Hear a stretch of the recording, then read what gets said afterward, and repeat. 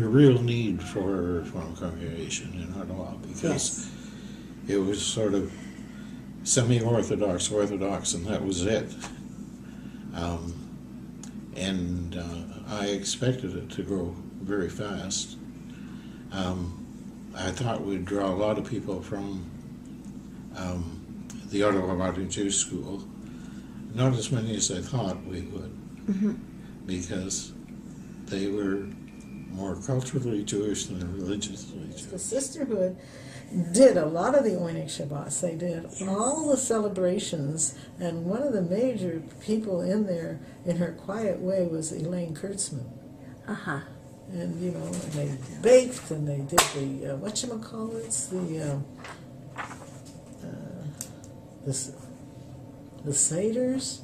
Every all the holidays, they made all the stuff. And it was very welcoming. Yeah. Very welcoming, and I liked it because it wasn't, and I still like it, because it's not as stuffy, and it's a lot more casual. Yeah. A lot friendlier.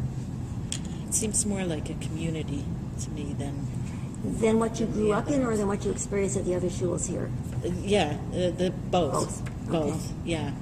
It seems more like, you know, a community. I like the casualness of it too. And how big it was, and it was a very active group a long time ago. Yes. And it had been going before I came around. What's Temple, 40 plus years, and we're there 36. So they had done, you know, stuff before. But it was, at the time, we were all, I guess, around the same age. We were young married women looking for something to do in the evenings. Yes. You know, when we wanted to get out, to get away from the kids in the home and stuff. And we had programming, and, you know, we had lectures, we had all kinds of things like that. We were responsible for the Oneg Shabbats, for providing the refreshments for Oneg Shabbats. We were involved with the federation of all the sisterhoods. So we went to conventions. We even hosted a convention with Myrna Peteshin at the helm, and Shari Fine and whatever.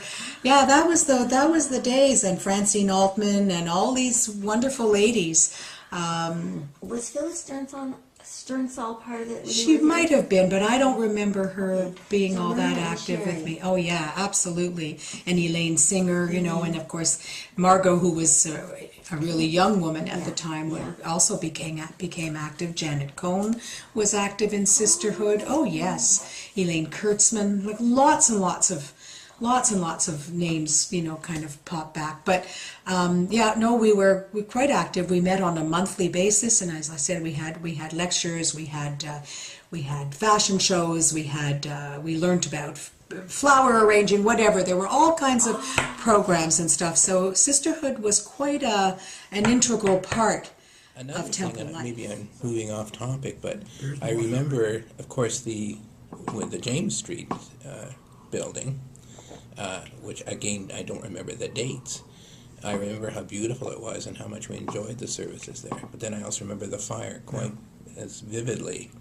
And in fact, we kept some of the burnt Torah scrolls and instruments in our garage for a while until the new building was built. Okay. And until they could be buried, kind of thing. That's what happened. Yeah.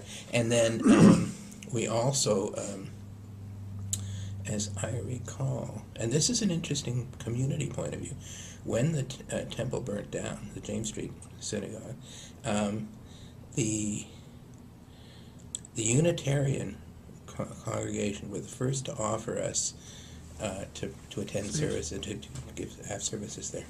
I joined the board. It was on everyone's mind.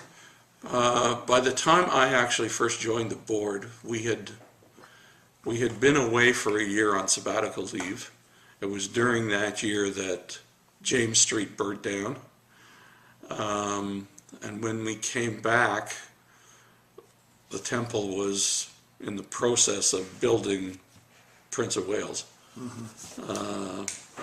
And I guess the early years on the board were mainly around that, about the new building, financing the new building, managing the new building, setting up. In fact, I suppose, in a way, I don't know whether it's been perhaps too restricting, because if we sort of look at our circle of friends and acquaintances, they almost all come through the temple. So this has been a very rich and rewarding experience, life experience for us, and has been a tremendous support for us in our later years.